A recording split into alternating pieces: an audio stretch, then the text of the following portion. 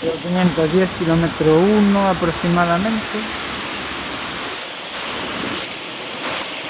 Budiño, Atio, Vilafría, Polígono Grancia.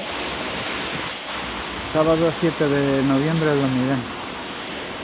Ha puesto a llover son las 12:30 de la mañana,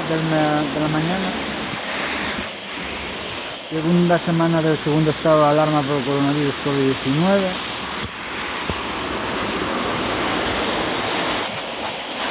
Y hoy ya estamos en una restricción más severa de estado de alarma en 60 municipios en Galicia, aunque permiten salir a hacer deporte individualmente.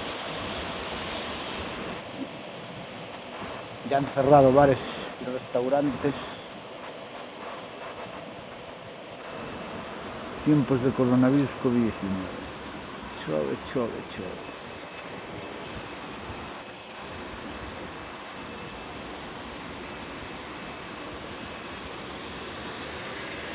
Chove, chove, chove.